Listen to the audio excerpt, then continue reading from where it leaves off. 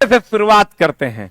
पहला पहला पहला लाइन है पदार्थ की मूल अवस्था। हाय हाय हाय हाय हाय, की कह रहा है पदार्थ की मूल अवस्था क्या है? पदार्थ की मूल अवस्था है ठोस, द्रव और गैस। बढ़िया से अगर सीख लो पदार्थ की अवस्था, अगर हम मूल अवस्था, देखो क्वेश्चन तुम्हारा एससीईआरटी में दिया हुआ है पदार्थ की तीन अवस्था। पदार्थ की तीन अवस्था है ठोस, द्रव, गैस। ठोस, द्रव और गैस। जे पढ़ाएंगे पीडीएफ डाल दिए हो? साइंस का पीडीएफ डला गया तो अगर चला जीरोक्स करवा लेना, क्योंकि हम लिखाएंगे भी बहुत सारा बात। ठोस, द्रव, गैस। और इसके अलावे दो और अवस्था है, एगो है प्लाज्मा अवस्था और एगो है Bose Einstein condensate. Bose Einstein, Einstein, Bose Einstein. Print जरूर निकाल लेना, चला कल नीचे अवेलेबल करवा दिए हो, नीचे 100 पीस अवेलेबल करवा दो अभी। Bose Einstein condensate. अब देखो ये जो तीन अवस्थाएं हैं ये पदार्थ की मूल अवस्था है। ये जो तीन अवस्था है ये पदार्थ की मूल अवस्था है, इसका ध्यान रखना। और अगर ये 5 की बात करोगे ये कुल अवस्था है। ये 5 की बात करोगे तो ये कुल अवस्था है। देख लो ये मूल अवस्था है और ये पांचों कुल अवस्था है। मूल अकुल मतलब टोटल अवस्था अगर ऑप्शन में रहे कितनी होती है तब 5, लेकिन कहेगा मूल अवस्था कितनी होती है तो 1 2 3। अकुल अवस्था कितनी होती है तब 5। मूल अकुल में अंतर है। मूल अकुल में क्या है दोस्त मेरे? अंतर है। पीडीएफ सामने टेलीग्राम का लिंक लगा हुआ है, उसी पर मिल जाएगा। मूल अवस्था ठोस, द्रव, गैस। अकुल अवस्था 5 प्लाज्मा और बोस आइंस्टीन कंडेंसेट। इसको जल्दी से नोट कर लो, चला कॉपी बना लो और नहीं तो प्रिंट निकाल लो और उसी में लिखते जाना। पीडीएफ डाल दिया गया है, पीडीएफ अभी डाल दिया गया है, आप कल से पीडीएफ प्रिंट निकाल लीजिएगा। हिस्ट्री भी डाल दिया गया है, ज्योग्राफी भी, अब मर्ज करके एक जगह डाल दिया जा रहा है। वेरी गुड, बहुत बढ़िया बात हो गया। अब देखो चला मूल अवस्था ठोस, द्रव और गैस। कुल अवस्था कितना? 5। प्लाज्मा जो है पदार्थ की चौथी अवस्था है, बोस आइंस्टीन कंडेंसेट 5वीं अवस्था है। प्लाज्मा अवस्था का जो क्वेश्चन तुमको पूछेगा वो पूछेगा सूर्य और तारों की अवस्था। सूर्य और तारों की ऊष्मा किस अवस्था के कारण होती है? महाविव्याय प्लाज्मा अवस्था के कारण होती है। मूल अवस्था 3 है, कुल अवस्था 5 है और सूर्य और तारों की ऊष्मा किस अवस्था के कारण होती है? प्लाज्मा अवस्था के कारण होती है। हो गया? प्लाज्मा अवस्था के कारण होती है। सासाराम की धरती से प्रणाम, बहुत बहुत आभार। चला जी जल्दी से आ जाइए और मात्र 50 घंटे में हम आपका काम कर देंगे, लेकिन रेगुलर क्लास करना होगा। को जरा सा आप गड़बड़ी नहीं कर सकते हैं क्लास में। और लिखना भी पड़ेगा, जो लिखा रहे हैं चलाओ महा इंपॉर्टेंट जो है वही लिखा रहे हैं, उसको लिखते भी जाइए। हमारे 2 योद्धा और आएंगे आज, और टीचर भी तुमको हम दोस्त मेरे सेलेक्टेड दिए हैं। अरे बोलो नेक्स्ट नहीं हो रहा है यार, बुलाओ जल्दी।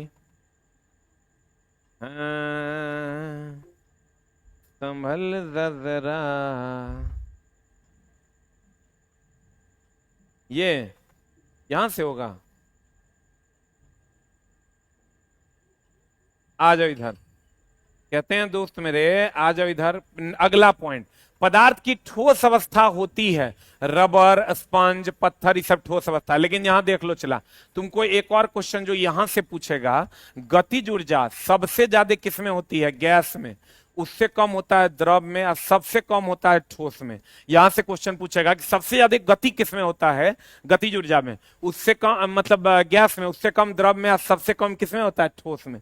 सबसे अधिक गतिज ऊर्जा गैस, उससे कम द्रव और सबसे कम किसमें होता है दोस्त मेरे? ठोस में होता है। उसके बाद अगर हम बात करें बल, अंतर आणविक आकर्षण बल। अंतर आणविक, आणविक, अंतर आणविक, अंदर आणविक आकर्षण बल अगर कहेगा, अंतर आणविक आकर्षण बल अगर कहेगा तो सबसे ज्यादा होता है ठोस में, उससे कम होता है द्रव में और सबसे कम होता है गैस में। अच्छा चला एक क्वेश्चन तो हम देते हैं, बनाओ तो के आकार और आयतन सब चीजें पढ़ा देंगे। चला आकार और आयतन निश्चित किसका होता है? जल्दी बता।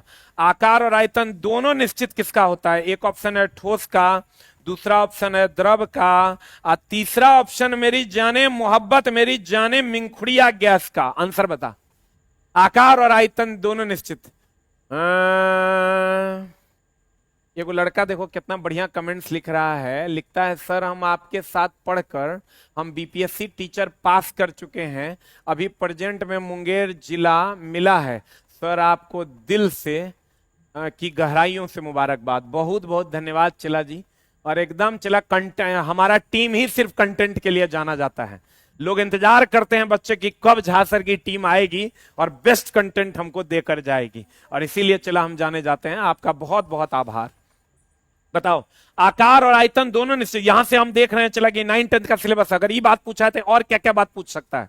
आकार और आयतन दोनों निश्चित हो जाएगा ठोस का, ठोस का आकार और आयतन दोनों निश्चित हो जाएगा किसका, ठोस का। और आकार और आयतन दोनों निश्चित हो जाएगा ठोस का, और आकार और आयतन दोनों अनिश्चित हो जाएगा, आकार एंड आयतन दोनों अनिश्चित हो जाएगा, अनिश्चित हो जाएगा किसका, गैस का। और आयतन निश्चित और आकार अनिश्चित हो जाएगा द्रव का।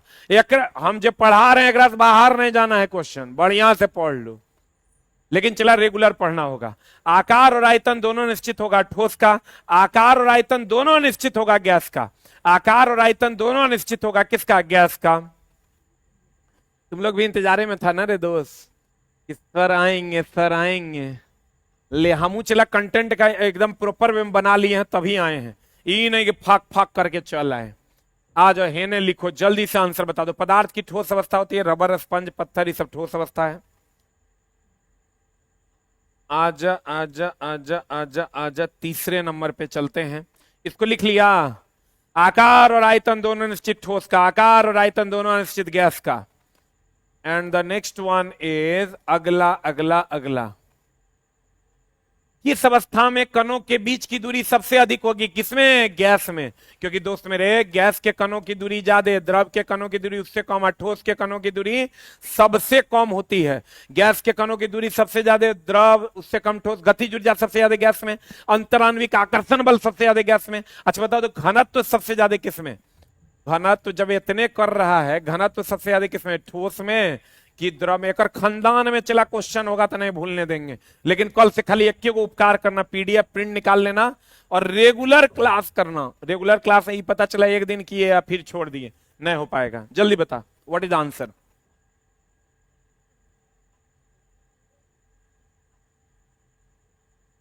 बता जल्दी बता, जल्दी बता, व्हाट इज आंसर। घनत्व सबसे ज्यादा किसमें, घनत्व सबसे ज्यादा घनियाइल के रहेगा, ठोस, सबसे ज्यादा घनियाइल जकड़ियाइल के रहेगा, ठोस। सर आपका इंतजार ही कर रहे थे, बहुत बहुत धन्यवाद चला जी। तो लीजिए ना, आपके सेवा में एकदम सॉलिड वाला कंटेंट आपकी उपस्थिति में है। आते हैं 5 नंबर, 4 नंबर क्या कहता है, गैस किस अवस्था के बीच आकर्षण बल सबसे कम होता है, गैस में। अब 5वें पॉइंट की ओर चलते हैं। The fifth point is on the board। क्या कहता है, पदार्थ के कणों के बीच एक बल लगता है, वह बल कौन बल है, आकर्षण का बल है। पदार्थ के कणों के बीच बल लगता है, वह बल कौन बल है, आकर्षण बल है। ये कुछ चला तुमको क्वेश्चन पूछेगा सबसे कमजोर बल, अगर यहां से क्वेश्चन पूछा तो सबसे कमजोर बल पूछेगा। लिखते जाना चला, एगो कॉपी निकाल लो, एगो कॉपी निकाल लो, धाई धाई धाई धाई लिखते जाओ। अगर चला 50 घंटा पढ़ के जॉब हो सकता है तो वह यही कक्षाएं हैं। अब मात्र 15 या 45 15 दिन टाइम है, 15 दिन हमको टाइम दीजिए, 3 घंटा डेली, आपका काम हम कर देंगे। सबसे एकदम चला, इसके आसपास का भी कोई क्वेश्चन बचेगा तो वो पढ़ा देंगे। सबसे कमजोर बल कौन बल है, गुरुत्वाकर्षण बल। सबसे कमजोर बल कौन बल है दोस्त मेरे, गुरुत्वाकर्षण बल। इससे कमजोर बल कोई बल नहीं है। ये प्रत्येक वस्तु के बीच लगता है, ये भी क्वेश्चन पूछता है, प्रत्येक या हरेक वस्तु के बीच लगता है। सबसे मजबूत बल कौन है, सबसे मजबूत बल कौन है, एगो कॉपी कलम निकाल लो, खाली देखने से नहीं होगा। और regularity is very very important. हम चला अपने हिसाब से साइंस और आर्ट्स दोनों का बना दिए। कहते हैं सबसे कमजोर बल गुरुत्वाकर्षण बल, सबसे मजबूत बल नाभिकीय बल। सबसे मजबूत बल कौन बल, नाभिकीय बल। क्षयकारी बल कौन बल, घर्षण बल। क्षयकारी, क्योंकि इसको लुब्रिकेंट डाल के कम कर सकते हैं। क्षयकारी बल कौन बल है, घर्षण बल। क्षयकारी बल कौन बल है दोस्त मेरे, घर्षण बल है। क्षयकारी बल कौन बल है, घर्षण बल। काल्पनिक बल कौन बल है, अभिकेंद्र बल, अपकेंद्र बल। काल्पनिक बल कौन बल है, अप केंद्र बल, अप केंद्र बल, अप केंद्र बल। एगो चीज और ध्यान रखना, कोई भी पिंड वृत्तीय गति में अगर घूम रहा है, क्वेश्चन पूछता है वृत्तीय गति में अगर कोई पिंड घूम रहा है तो वहां हमेशा अभिकेंद्र बल लगेगा। जब ये वृत्तीय गति की बात करे ना चला, वृत्तीय गति की बात करे, कहेगा कौन बल लग रहा है, चाहे वो ग्रह नक्षत्र घूम रहा हो या कोई धागा में पत्थर बांधकर घुमा रहा हो, वृत्तीय गति अभिकेंद्र बल, वृत्तीय गति अभिकेंद्र बल, वृत्तीय गति अभिकेंद्र। सबसे कमजोर बल गुरुत्वाकर्षण बल कहते हैं, सबसे मजबूत बल नाभिकीय बल, क्षयकारी बल घर्षण बल, काल्पनिक बल अपकेंद्र बल, काल्पनिक बल अपकेंद्र बल, काल्पनिक बल अपकेंद्र बल, काल्पनिक बल अपकेंद्र बल। जल्दी लिख। गुरुजी हम शुरू से बिहार पुलिस के लिए आपसे जुड़े हुए हैं, आशीर्वाद दीजिए कि मेरा हो जाए। एकदम हो जाएगा, चला खाली हमरा पकड़ना नहीं है, तनी मनी हम इन्हें उन्हें करेंगे, कहीं किसी को मार पीट देंगे तो हमारा तरफ से खड़ा हो जाना तुम, ठीक ना। हमरा उन्हें जेल उल में बंद भी करना तो चला, तनी नाश्ता पानी खाना पीना ये सब ला के देते रहना, दरोगा साहब से छुपा के। जल्दी बताओ व्हाट इज द आंसर। मेरा तबियत खराब है फिर भी आपका वीडियो देख रहे हैं, बहुत बहुत आभार। चला ये इतना से चला, क्वेश्चन अगर पूछेगा पदार्थ के कणों के बीच बल लगता है आकर्षण का, यही चैप्टर तुमको दिया हुआ है। चला गुरुत्वाकर्षण चैप्टर तुमको दिया हुआ है, इसीलिए हम मजबूरी में थोड़ा पढ़ा रहे हैं। पॉइंट नंबर 6 पर आते हैं, पॉइंट नंबर 6 पर आते हैं। 6 नंबर पॉइंट क्या कह रहा है। Hello hello hello hello hello. कोई बात नहीं, चला बफरिंग ठीक हो गया। कभी कभार चला अगर करेगा तो उसको देख लेना है, बफरिंग कर रहा है। प्रिंस कहाँ है रे?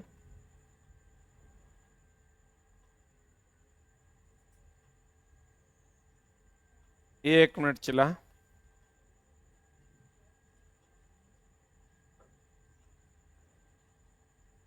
Hello hello hello hello hello. पता नहीं चला, एक दो दिन से नेट का बड़ी समस्या चल रहा है।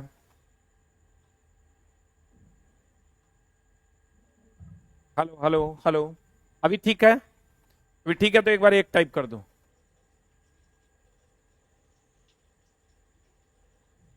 Hello hello hello. अब बताओ, कहते हैं पदार्थ की किस अवस्था में बहाव का गुण होता है, द्रव में और गैस में। सबसे ज्यादा गैस में, उससे कम होता है किसमें, द्रव में। बहने का गुण, ठोस कभी बहेगा, ठोस कभी बहेगा। अभी कुछ मत करो, छोड़ दो, छोड़ दो अभी। अगला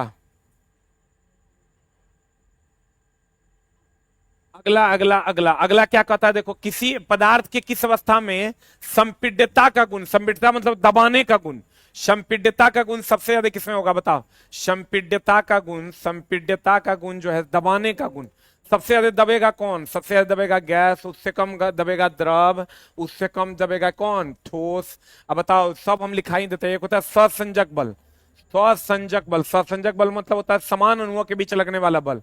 सबसे ज्यादा होगा ठोस में, उससे कम होगा द्रव में, और सबसे कम होगा गैस में। फिर आता हो घनत्व, घनत्व की बात करोगे तो घनत्व सबसे ज्यादा होगा ठोस में, उससे कम होगा द्रव में, और सबसे कम होगा गैस में। घनत्व की अगर हम बात करें, सबसे ज्यादा ठोस में, उससे कम द्रव में, सबसे कम गैस में होगा। देख लो, संपीड्यता की बात करोगे सबसे ज्यादा गैस, उससे कम द्रव, उससे कम ठोस, क्योंकि सबसे ज्यादा दबाया इसी को जा सकता है। फिर कहता है सहसंजक बल, सबसे ज्यादा ठोस, उससे कम द्रव, उससे कम गैस। सहसंजक बल समान अणुओं के बीच लगने वाला बल है, ठीक है। अब देखो, घनत्व की अगर हम बात करें, घनत्व की अगर हम बात करें तो घनत्व जो है सबसे ज्यादा किसमें होता है, ठोस में, उससे कम द्रव में, और सबसे कम किसमें होता है दोस्त मेरे, गैस में होता है। जल्दी से लिख लो। चला, जो बिहार पुलिस का प्रॉपर सिलेबस है वो यही दिया हुआ है।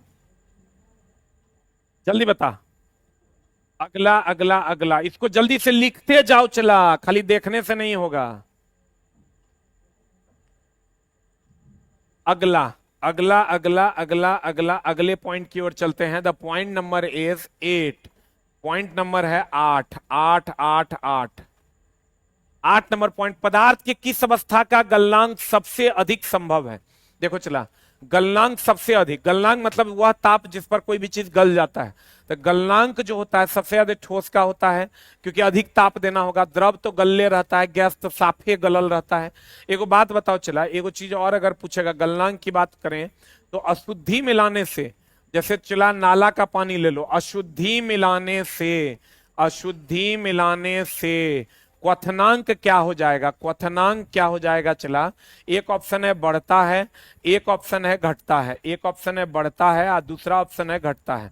अशुद्धि मिलाने से, अशुद्धि मिलाने से, अशुद्धि मिलाने से क्वथनांक क्या होगा, बढ़ेगा कि घटेगा। जल्दी बताओ, अशुद्धि मिलाने से, अशुद्धि जैसे ऐसे ही याद करना ना, क्वथनांक वह ताप होता है जिस पर कोई चीज खौलता है, क्वथनांक वह ताप होता है जिस पर कोई चीज खौलता है। तो अशुद्धि मिला दोगे तो नाला का पानी जल्दी खौलता है क्या, नहीं खौलता है। इसका मतलब उसका अशुद्धि मिलाने से क्वथनांक बढ़ जाता है। अशुद्धि मिलाने से क्वथनांक क्या हो जाता है दोस्त मेरे, बढ़ जाता है। अशुद्धि मिलाने से क्वथनांक का मान क्या हो जाता है, बढ़ जाता है, और गलनांक घट जाता है। अशुद्धि मिलाने से क्वथनांक बढ़ता है और गलनांक क्या हो जाता है, घट जाता है। जैसे नाला का पानी, नाला का पानी का क्वथनांक बढ़ जाता है और गलनांक क्या हो जाता है, घट जाता है। अगला अगला अगला अगला अगला अगला अगला क्वेश्चन नंबर है 9। लाइन नंबर चलते हैं दोस्त मेरे 9 पर। लाइन नंबर कितना पर चलते हैं, 9 पर चलते हैं। लाइन नंबर 9 क्या कह रहा है देख लो। ठोस से द्रव में बदलने की प्रक्रिया क्या कहलाती है, गलन। अब लो एक हम सब बता देते हैं थोड़ा। द्रव से, जैसे प्राणी है, द्रव से वाष्प में बदलेगा, इसको कहते हैं वाष्पीकरण। द्रव से वाष्प में बदलेगा, इसको कहते हैं वाष्पीकरण। ठोस से, वाष्प से द्रव में बदलेगा, वाष्प से, 6 गो सेट है, वाष्प से द्रव में बदलेगा, इसको हम लोग कहते हैं संघनन। इससे बाहर क्वेश्चन नहीं जाएगा, संघनन। अब देखो, ठोस से गैस में बदलेगा, इसको कहते हैं ऊर्ध्वपातन। ठोस से गैस में बदलेगा, इसको कहते हैं ऊर्ध्वपातन।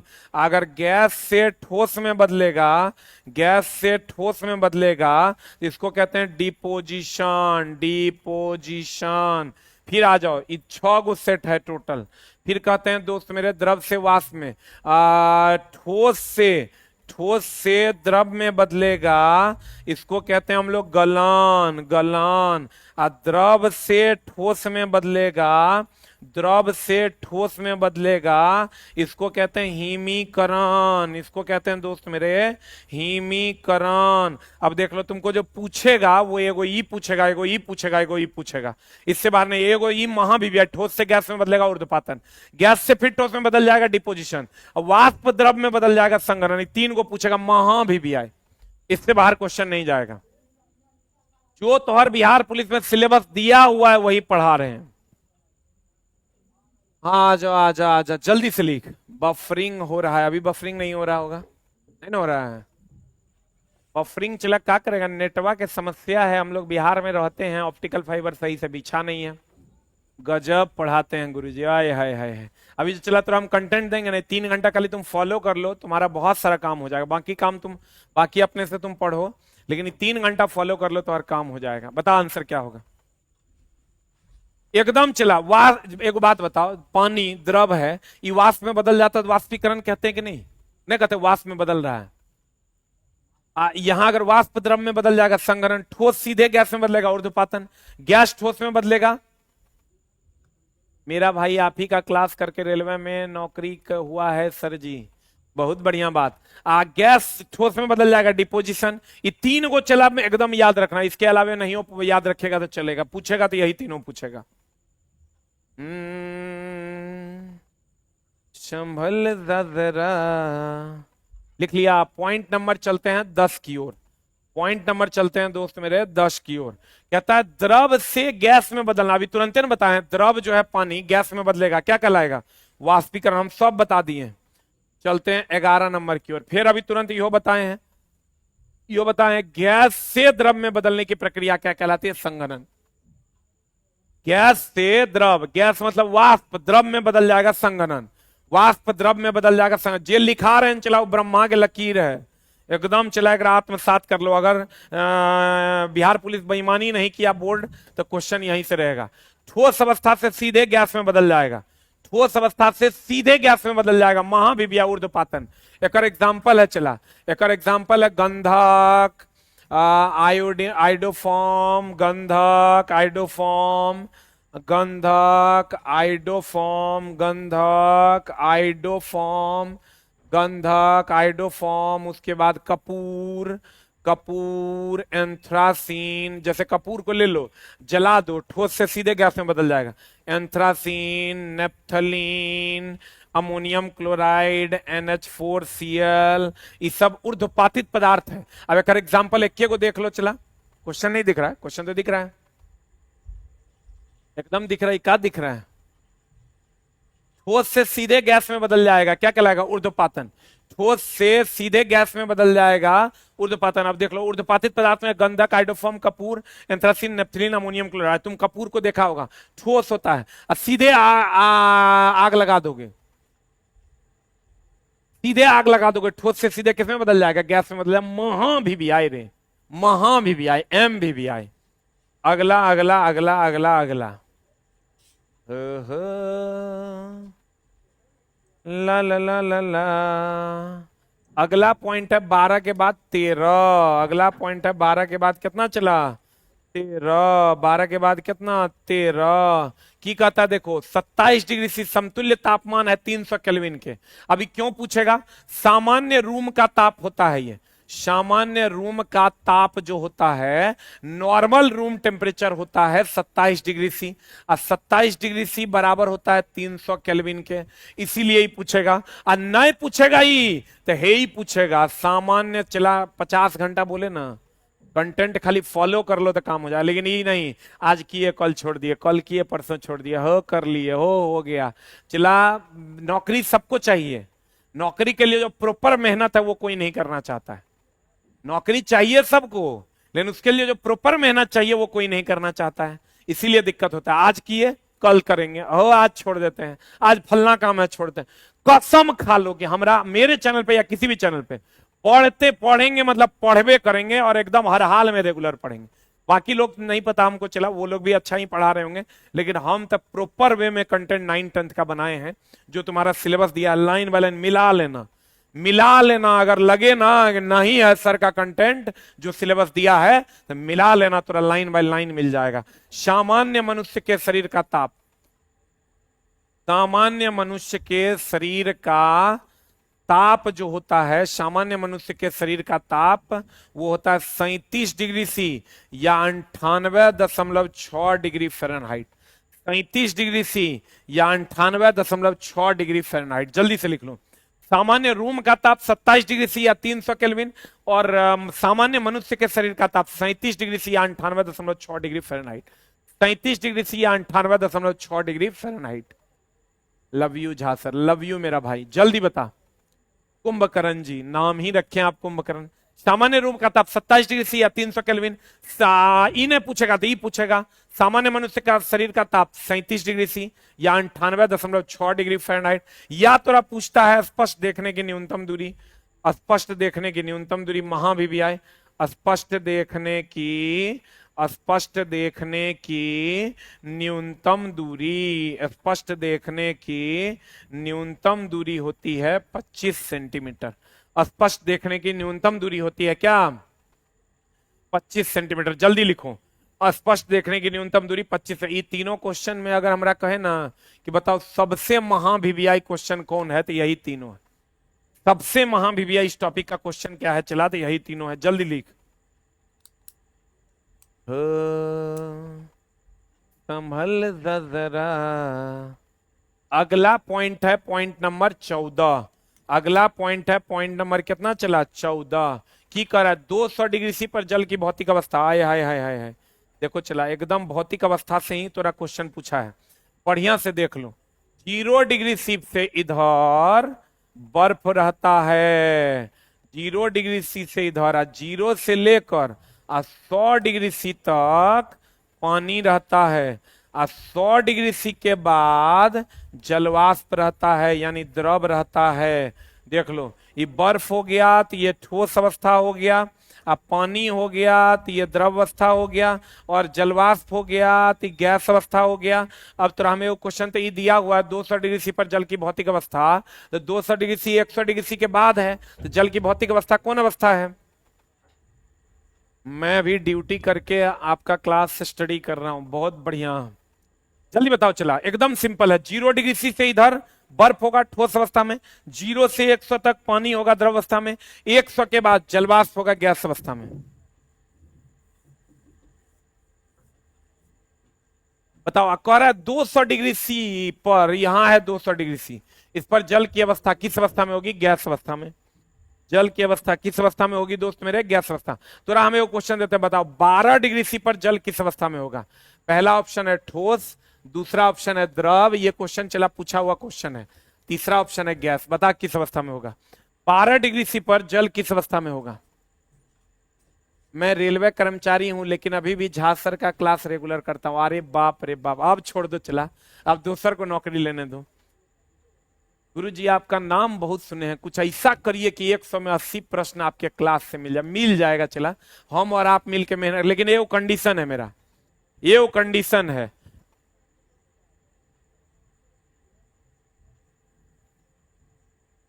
ये वो मेरा कंडीशन है, क्या जानते हो? ये वर्ड ध्यान रखना, आर से रेगुलरिटी।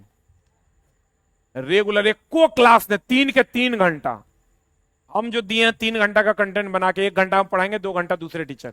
आप चला पढ़ लीजिए, 3 घंटा आपका काम हो जाएगा। नहीं होगा तो बताइएगा।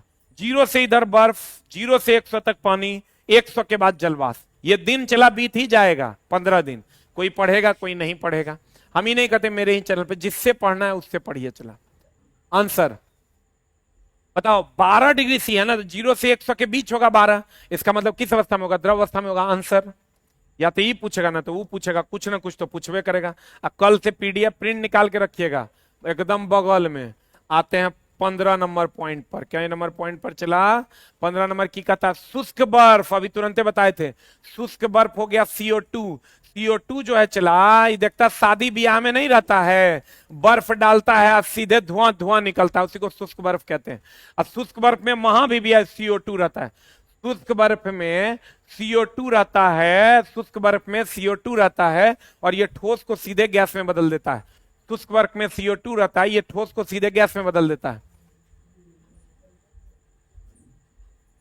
बहुत जल्द आएंगे आपके दरबार में सरकारी बाबू बनकर। वाह क्या बात है, जल्दी बताओ। चला शुष्क बर्फ में CO2 होता है, ठोस से सीधे गैस में बदल देता है, और यह प्रक्रिया ऊर्ध्वपातन कहलाती है। और यह प्रक्रिया क्या कहलाती है दोस्त मेरे? ऊर्ध्वपातन कहलाती है।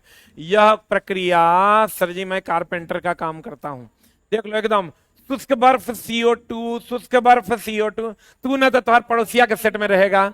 शुष्क बर्फ CO2 बोले तो ठोस से सीधे किस में बदल जाएगा? गैस में बदल जाएगा। ठोस से सीधे किस में बदल जाएगा? गैस में बदल जाएगा। देख लो चला, यही है CRT। ये तोरा पढ़ना है, देख रहा है क्लास 9th क्लास 10th का, यही CRT कंप्लीट बना दिए हैं। ये कंप्लीट बना दिए हैं। चला ये तो हर काम हो जाएगा, एकदम ओरिजिनल CRT, कोई झोल झाल नहीं। देख लो भारत सरकार, सॉरी बिहार सरकार, कंप्लीट CRT क्लास 9th और क्लास 10th, और ये कंप्लीट तो हम करवा देंगे। आ जाओ आ जाओ आजा आजा आजा आजा आजा आजा। अगला अगला क्या कहता है दोस्त मेरे? अगला, अरे रे रे बाउंसर मार दिया। कै नंबर प्रश्न था रे? 14 था का? 14 था का? 14 पढ़ा दिए थे 200 डिग्री से। 15 पे आ गए थे शुष्क बर्फ। 15, 16 आजा मेरी जाने मोहब्बत। 16 नंबर की कहता है, देख लो। 16 नंबर कहता है वह तापमान जिस पर कोई पदार्थ द्रव अवस्था से गैस अवस्था में परिवर्तित हो जाती है, क्या कहलाता है? गलनांक ताप कहलाता है। द्रव अवस्था से गैस में बाप रे बाप गलती लिखल है। चला द्रव ना, ठोस अवस्था से द्रव अवस्था में परिवर्तित हो जाता है, उसको हम गलन ताप कहते हैं। ठोस जब गल के द्रव में परिवर्तित हो जाएगा तो उसको गलन ताप कहते हैं। ठोस जब द्रव में परिवर्तित हो जाएगा तो उसको गलन ताप कहते हैं। ये गलती लिखा हुआ था। चला ठोस जब द्रव में परिवर्तित हो जाएगा तो इसको हम लोग गलन ताप के नाम से जानते हैं।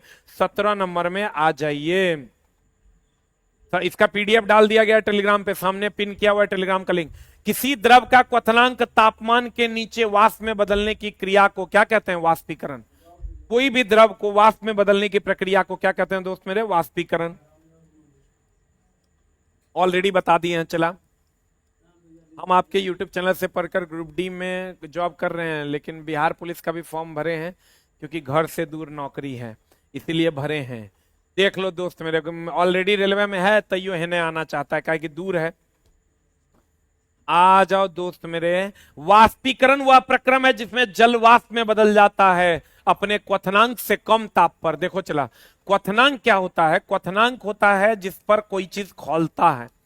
क्वथनांक जिस पर द्रव खौलता है या कोई चीज खौलता है, द्रव खौलता है और ये निश्चित ताप पर होता है, ये निश्चित ताप पर होता है एकदम। चला, जल का क्वथनांक 100 डिग्री सी है, मतलब 100 डिग्री सी पर होगा, निश्चित ताप पर होता है। और अगर हम बात करें वाष्पीकरण की, वाष्पीकरण जो है ये द्रव से गैस में बदलता है, ये हर एक ताप पर होता है, हर एक ताप पर। गर्म करना शुरू करोगे कि हो जाएगा, हर एक ताप पर होता है। क्षेत्रफल पर निर्भर करता है, जैसे थाली में ले लो पानी, गर्म पानी, क्षेत्रफल पर निर्भर करता, क्षेत्रफल पर निर्भर करता। आप थाली में गर्म पानी ले लो और लोटा में ले लो गर्म पानी, तो देखना थाली में जो है वाष्पीकरण तेजी से होगा। याकर मतलब थाली में क्षेत्रफल पर निर्भर करता है वाष्पीकरण, और हर एक ताप पर होगा, थोड़ा सा गर्म कर दोगे वाष्पीकरण होने लगा। लेकिन क्वथनांक एक निश्चित ताप पर होता है। क्यों निश्चित ताप पर होता है? जैसे पानी का क्वथनांक 100 डिग्री सी है, वो 100 पर ही खौलेगा। पानी का ताप 100 डिग्री सी है तो वो 100 पर ही खौलेगा। अब देख लो चला, तो क्वथनांक निश्चित ताप पर होता है, वाष्पीकरण हर एक ताप पर होता है, और यह क्षेत्रफल पर निर्भर करता है। एक चीज और, अगर थोड़ा डिटेल में चल जाएं और अगर पूछ दिया सबसे धीमी प्रक्रिया, सबसे धीमी प्रक्रिया, सबसे धीमी प्रक्रिया, सबसे धीमी प्रक्रिया वाष्पीकरण है। सबसे धीमी प्रक्रिया जो है, सबसे धीमी प्रक्रिया वाष्पीकरण है। सबसे धीमी प्रक्रिया कौन है? वाष्पीकरण। जल्दी लिख, सबसे धीमी प्रक्रिया वाष्पीकरण है। सबसे धीमी प्रक्रिया वाष्पीकरण। क्वथनांक निश्चित ताप, ई नहीं पूछेगा लेकिन ई पूछेगा। वाष्पीकरण हर एक ताप पर होता है, क्षेत्रफल पर निर्भर करता है, और सबसे धीमी प्रक्रिया है। सबसे धीमी प्रक्रिया, सबसे धीमी प्रक्रिया है, सबसे धीमी प्रक्रिया है। अगला अगला अगला अगला अगला पॉइंट क्या कहता है दोस्त मेरे? 18 के बाद चलते हैं हम लोग 19 की दुनिया में। 19 की दुनिया में चलते हैं। 19 क्या कहता है, गौर फरमाइएगा। 19 कहता है शुष्क बर्फ होता है, अभी तुरंत बताए थे, VBI, ठोस कार्बन डाइऑक्साइड। अब बताओ, जितना पेय पदार्थ है, जितना पेय पदार्थ है सब में कार्बन डाइऑक्साइड होता है, ये ध्यान रखना। जितना पेय पदार्थ है, lemon soda, fish soda, club soda, जितना पेय पदार्थ है, जितना पेय पदार्थ कहता है, शुष्क बर्फ में ठोस कार्बन डाइऑक्साइड VBI। और शुष्क बर्फ एक ऊर्ध्वपातित पदार्थ है, और कहते हैं ये पेय पदार्थ है। शुष्क बर्फ एक पेय पदार्थ है, शुष्क बर्फ एक पेय पदार्थ है, शुष्क बर्फ एक पेय पदार्थ है, शुष्क बर्फ एक पेय पदार्थ है। शुष्क बर्फ सॉरी, शुष्क बर्फ में नहीं, कार्बन डाइऑक्साइड में पेय पदार्थ में होता है, कार्बन डाइऑक्साइड पेय पदार्थ में होता है। शुष्क बर्फ जो होता है ये ऊर्ध्वपातित पदार्थ है, ऊर्ध्वपातित पदार्थ है। शुष्क बर्फ जो होता है चला, ये ऊर्ध्वपातित पदार्थ है। और ठोस कार्बन डाइऑक्साइड कहां होता है? पेय पदार्थ में। जितना पेय पदार्थ है सब में ठोस कार्बन डाइऑक्साइड, जितना पेय पदार्थ है सब में ठोस कार्बन डाइऑक्साइड पाया जाता है। और कहेगा शुष्क बर्फ कैसा पदार्थ है? ऊर्ध्वपातित पदार्थ है। शुष्क बर्फ कैसा होता है? ठोस कार्बन डाइऑक्साइड। पेय पदार्थ में क्या होता है? Carbon dioxide. पेय पदार्थ में क्या होता है दोस्त मेरे? Carbon dioxide. जल्दी लिख, VBI, MVBI चला, MVBI। अगला प्रश्न आपके स्क्रीन पर है 20 नंबर। 20 नंबर, 20 नंबर की कहा है रे दोस्त, 20 नंबर की कहा है रे दोस्त, 20 नंबर की कहा है रे दोस्त। तापमान का सही मात्रक देख लो चला, हम तरह बता देते हैं। एक होता है ऊष्मा और एक होता है ताप। ऊष्मा और ताप की अगर हम बात करें तो एकदम ध्यान में रखना, एसआई मात्रक और सीजीएस मात्रक। एसआई मात्रक होता है जूल, इसका सीजीएस मात्रक होता है कैलोरी। तापमान का एसआई मात्रक केल्विन, सीजीएस मात्रक डिग्री सी। इससे बाहर क्वेश्चन जाना नहीं है, तो इतना माथा के पेची करना नहीं है। जल्दी लिख, जल्दी बता, जल्दी जल्दी बता, व्हाट इज द आंसर? ऊष्मा का एसआई मात्रक जूल, सीजीएस मात्रक कैलोरी, और ताप का एसआई मात्रक केल्विन, सीजीएस मात्रक डिग्री सी।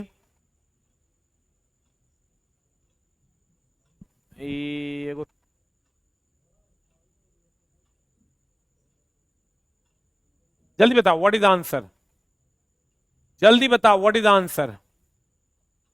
ऊष्मा का एसआई मात्रक जूल, सीजीएस मात्रक कैलोरी, और सॉरी ताप का एसआई मात्रक केल्विन और सीजीएस मात्रक डिग्री सी। ऑब्जेक्टिव पढ़ाने का आदत है इसलिए चला बोल बीच बीच में निकल जाता। बताओ आंसर क्या होगा?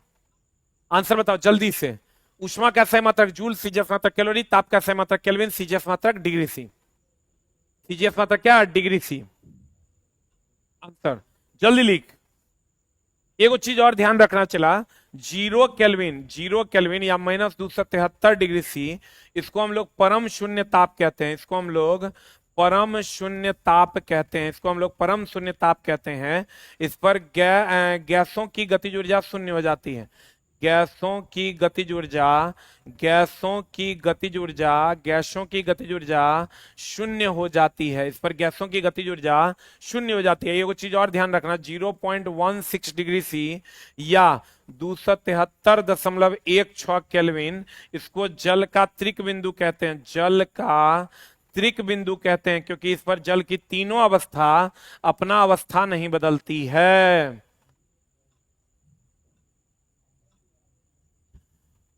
कहते हैं 0.16 डिग्री सी या 273.16 केल्विन जल का त्रिक बिंदु है।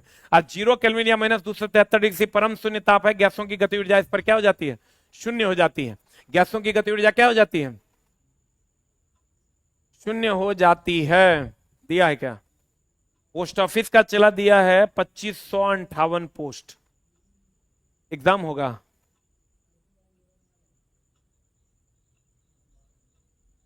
जल्दी बता। बिहार के लिए स्पेशल चला 2558 पोस्ट आ गया है पोस्ट ऑफिस का। इस बार नहीं ले पाओगे, चला बिहार का विधानसभा चुनाव से पहले नौकरी ले लो, नहीं तो होगा नहीं नौकरी, फिर गड़बड़ा जाएगा। देख लो, 0 केल्विन या -273 डिग्री सी परम शून्य ताप, गैसों की गति ऊर्जा शून्य होती है। 0.16 डिग्री सी 273.16 केल्विन जल का त्रिक बिंदु है। ऊष्मा का सहमात्रक जूल, सूर्य मात्रक कैलोरी, ताप का सहमात्रक केल्विन, सीजस मात्रक डिग्री सी, सीजस मात्रक डिग्री सी होता है। कहता है तापमान का सही मात्रक क्या होता है? तापमान का सही मात्रक केल्विन होता है। तापमान का सही मात्रक क्या होगा? केल्विन। हाँ जी, जल्दी से लिख लो। ई चला, ये सब महा वीवीआई क्वेश्चन है जो एग्जाम में पूछा जाता है। अगला अगला अगला अगला हो गया 20 के बाद कितना? 21। 20 के बाद कितना हो गया रे दोस्त? 21। तरल पदार्थ कहा जाता है किसको? द्रव और गैस को। तरल उसको कहते हैं चला जिसमें बहने का गुण हो। तरल उसको कहते हैं जिसमें बहने का गुण हो। तो ठोस में बहने का गुण होता है। तरल पदार्थ कहा जाता है द्रव और गैस को। जिसमें बहने का गुण होता है उसे तरल पदार्थ कहते हैं। जिसमें बहने का गुण होता है उसे तरल पदार्थ कहते हैं। सर इतना पढ़ लेंगे तो काम हो जाएगा। ये एकदम चला हो जाएगा, मैक्सिमम काम आपका हो जाएगा। और 3 घंटा ना हमको दे रहे हैं चला, कुछ टाइम हम ही नहीं कहते कि हम 100% यहीं से क्वेश्चन रहेगा, लेकिन दोस्त मेरे मैक्सिमम क्वेश्चन यहां से रहेगा। हम झूठ नहीं बोलते हैं। एक लाइन का बात, हम जो तुम्हारा सिलेबस बोर्ड दिया वो प्रॉपर वे में हम तुम्हारा पढ़ा देंगे, एकदम जो बोर्ड तुम्हारा सिलेबस दिया है। क्योंकि चला हम लोग बिहार के आदमी हैं, और बिहार के आदमी हैं तो SCRT तो सबको आता है। अब आउट ऑफ बिहार का आदमी कोई अगर बिहार पुलिस पढ़ाएगा तो SCRT पढ़ा नहीं है तो वो पढ़ा नहीं पाएगा। लेकिन हम लोग बिहार के हैं चला, तो हम लोग SCRT पढ़े हैं, तो SCRT पढ़े हैं तो हम लोग तुमको SCRT प्रॉपर वे में जो सिलेबस दिया है उसको पढ़ा देंगे। अब बताओ नेक्स्ट आ जाओ 22 नंबर पे। कितना नंबर पे चला?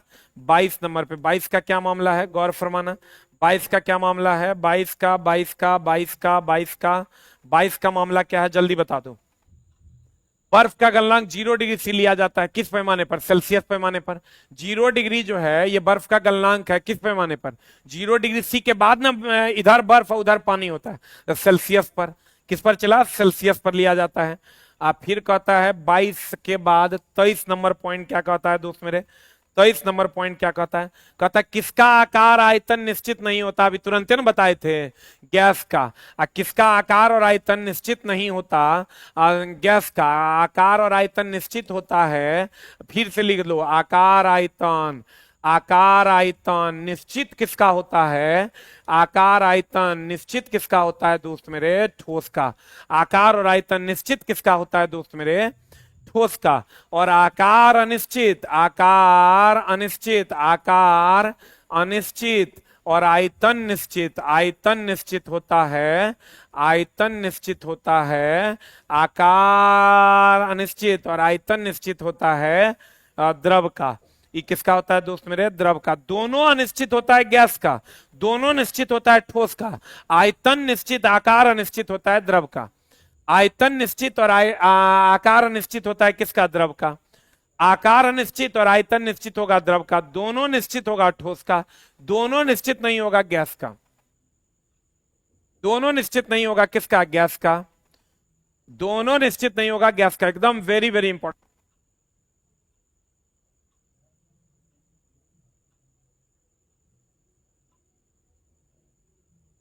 अगला अगला अगला अगला हो गया 23 के बाद चला 24 नंबर। आ जाओ हेने।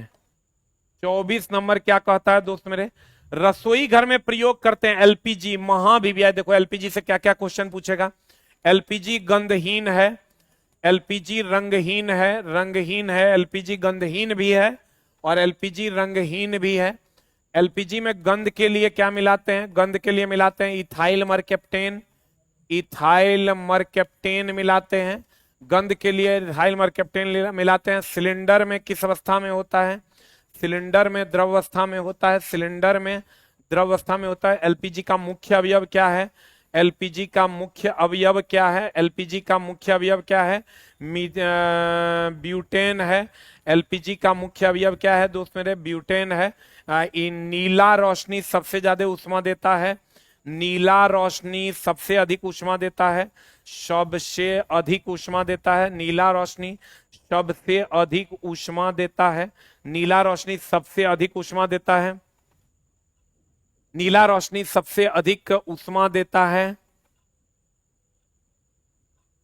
कल क्या पढ़ाएंगे आज ही बता दीजिए। चला 9-10 का जो सिलेबस दिया हुआ है ना, ऑर्डर में वही पढ़ा रहे हैं, ऑर्डर में वही पढ़ा रहे हैं, एकदम तुम निश्चिंत रहो। जो दिया हुआ है सिलेबस डाउनलोड कर लो, उसी ऑर्डर में पढ़ा रहे हैं।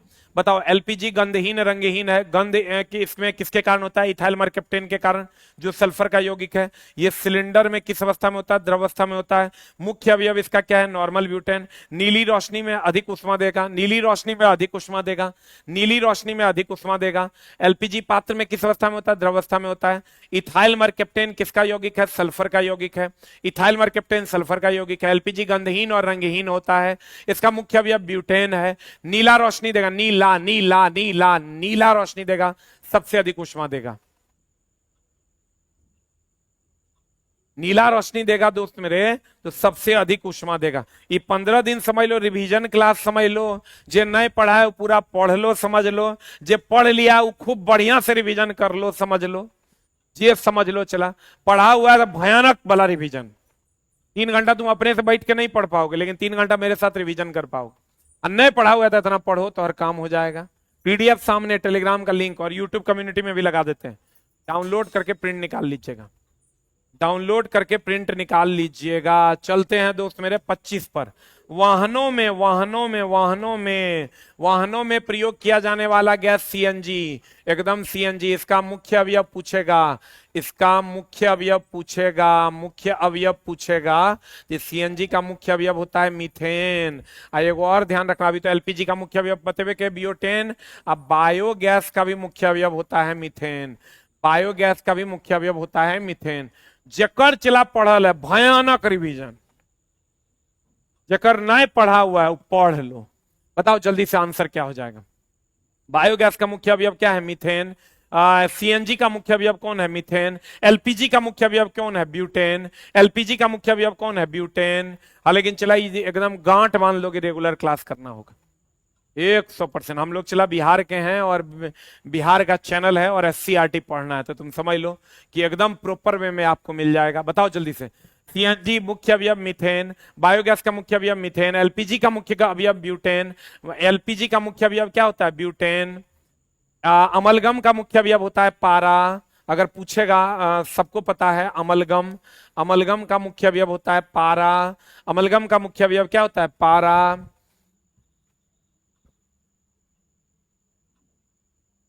मुख्य अवयव क्या है, अमलगम का मुख्य अवयव क्या है दोस्त मेरे, पारा। LPG butane, LPG butane, LPG butane, एकदम चला थोड़ा यादो करवा देंगे। CNG methane, CNG methane, biogas methane, biogas methane, biogas methane, सब टीचर को बोले हुए हैं, भयानक रिवीजन करवाइए, एक बात को 4 बार बोल के। और आज की कार्रवाई हमारी हो गई यहीं पर खत्म। हम मिलेंगे, देखो चला तो हम रूटीन बताते हैं, 6:10 में हम मिलेंगे साइंस लेकर के, साइंस लेकर के हम मिलेंगे। 7 बजे हम छोड़ेंगे, यही लाइव रहेगा। 7 बजे हो जाएंगे चंद्रा सर लाइव हिस्ट्री लेकर के, हिस्ट्री जो कि आपका महत्वपूर्ण सब्जेक्ट है, हिस्ट्री लेकर के। और 8 बजे हो जाएंगे ज्योग्राफी लेके कुणाल सर लाइव। तीनों टीचर आपको बेस्ट ऑफ द बेस्ट दिए हैं। चला कोशिश कीजिए एक बार पढ़ लेने का, चला रेगुलरली, अपने मम्मी पापा के लिए, हमारे लिए, अपने समाज में प्रतिष्ठा बचाने के लिए। लेकिन चला एक दिन 2 दिन 10 दिन क्लास करने से नहीं होगा, अभी से एग्जाम तक रेगुलर आप क्लास कीजिएगा, 3 घंटा आपको जब बाकी आपको जो दिल करता है कीजिए। Thank you very much, love you all, नमस्कार। कितने लोग चला तैयार हैं, कितने लोग तैयार हैं एकदम सॉलिड तरीके से 50 घंटा 15 या 45 करने के लिए? एक बार 8 टाइप कर दीजिए। नमस्कार, कल फिर मिलते हैं 6:10 में। Thank you very much.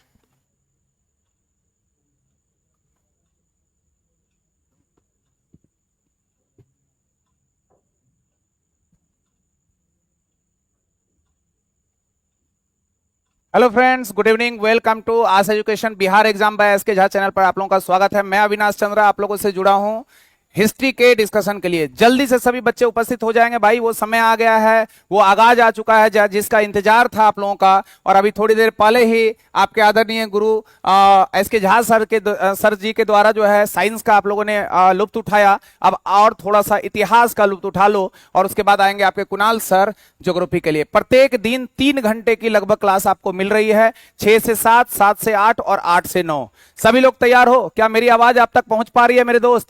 जल्दी से कमेंट करके बता देंगे, और मैं पूरा कोशिश करूंगा कि आपका एक एक क्वेश्चन जो है ना वो क्लियर कर दूं। चूंकि आज मेरा पहला क्लास है, आप लोगों का भी पहला क्लास है, और इस क्लास में हम लोग कुछ कंसेप्ट को सीखेंगे, क्वेश्चन को थोड़ा कम और कंसेप्ट को थोड़ा सीखेंगे, ताकि अगले आने वाले क्वेश्चंस को और रिकॉल कर दिया जाए। तो भैया पहला क्वेश्चन आपके सामने, अगर मेरी आवाज आप तक सही से आ रही है तो ध्यान देना कि पहला क्वेश्चन है, मार्को पोलो कहां का यात्री था? जी हां दोस्तों, मार्को पोलो इटली का यात्री था। कहां का? इटली। इटली के रूप में अगर आप जानोगे तो इटली एक प्रायद्वीप के रूप में जाना जाता है।